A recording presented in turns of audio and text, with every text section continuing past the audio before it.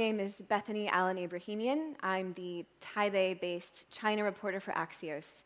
And I am honored to lead this conversation with you today with Oleksandra Matviichuk. Oleksandra won the 2022 Nobel Peace Prize for her work with the center that she runs.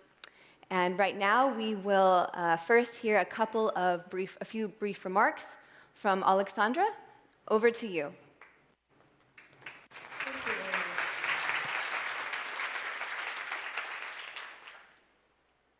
It's a huge honor for me to speak here. My name is Oleksandra Matviichuk. I'm a human-rights defender. And since Russian large-scale invasion, we united several dozens of regional organizations. We built all Ukrainian network of documentators to document war crimes. And working together, only in 8 months of large-scale Russian aggression, we documented 21,000 episodes of war crimes.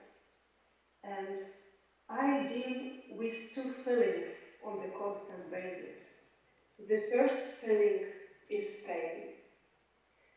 Russia simply uses crimes as a method of warfare. Russia attempts to break people's resistance and occupy by the tool which I call the immense pain of civilian population. We now record this pain. And second feeling is solidarity. I have never wished any nation to go through the war, because war is something unhuman. But at these dramatic times, provide Ukrainians the chance to express our best features. Now we are very sharply understand what does it mean to be a human being.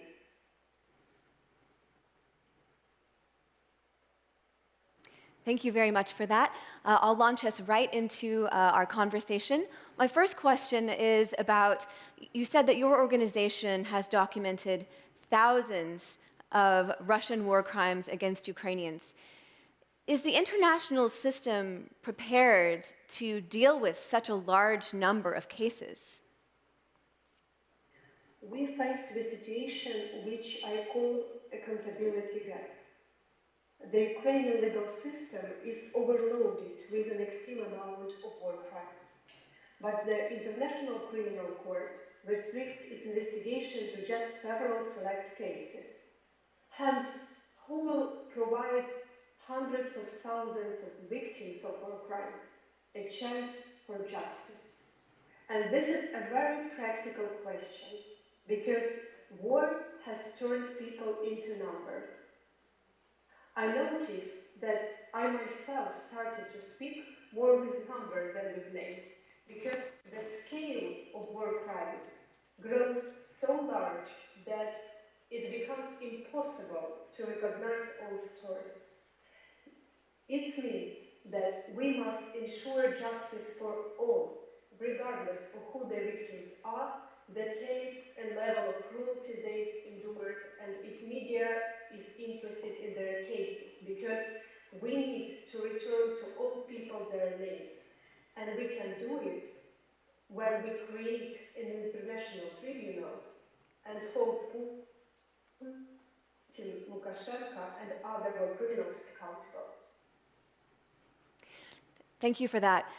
The world has seen a rising authoritarian axis with Russia, China, and other authoritarian nations growing closer as they try to push back against Western countries and democracies. Are Ukrainians generally aware of China's support for Russia during this time? And what do you think the international community should do about this? What should the reaction be? Dictators always support each other. Dictators' regime exchange their practice and jointly suppress any dissent in the world. But the civilized world has to react properly to China, not only because of China's support of Russia. China violated the freedom human rights of the people who live there. And this is the main reason why civilized world has to react. It's one of the most important lessons learned, because the connection between peace and human rights is inextricable. That was evident for the dissidents in the Helsinki movement. Human rights and rule of law are a matter of common security, just as important as military potential or economical stability. And this means that state that systematically disregards human rights obligations, prosecuted lawyers, journalists, human rights defenders, artists, etc., is a security threat not only for their own citizens, but for the entire region. In some of the work that I have done in Taiwan as a journalist, I have been able to see firsthand how Taiwanese civil society is beginning to rise up and respond to a future potential threat from China with civil defense training, training about how to fight potential Chinese disinformation. You have so much experience in civil society, in strengthening and preserving Ukrainian civil society.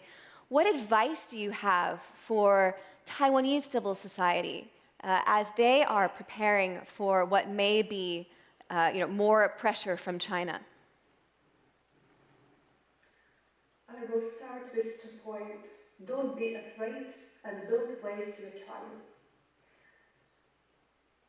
Immediately after the invasion, international organizations evacuated their personnel, and it was common people in Ukraine who supported those in the combat zone, who took people out of the ruined cities, who suffered under artillery fire, who rescued people trapped under the rubble of residential buildings, who broke through the encirclement to deliver humanitarian aid.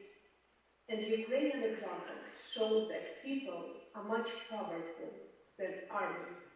Common people have a much greater impact than they can even imagine. A joint voice of the common people could change world history quicker than the UN intervention. Resistance is the best strategy. Freedom will prevail. That's such a powerful statement, Oleksandra. My final question is, what's at stake for the rest of the world? You know, we look at Ukraine, we look at Taiwan. They seem small on a map. What is so important? What's at stake here, really? I think that it's a time to understand that all these dictators lead with civilized world a war which has a distinct value dimension.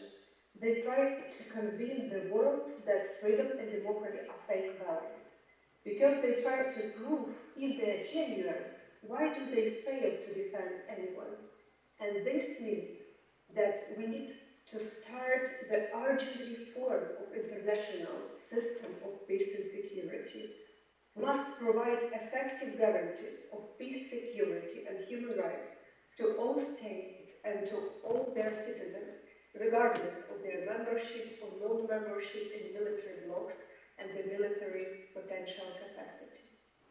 Thank you so much for your time today, and we appreciate you sharing your incredible experiences with us, Oleksandra, and please stay safe.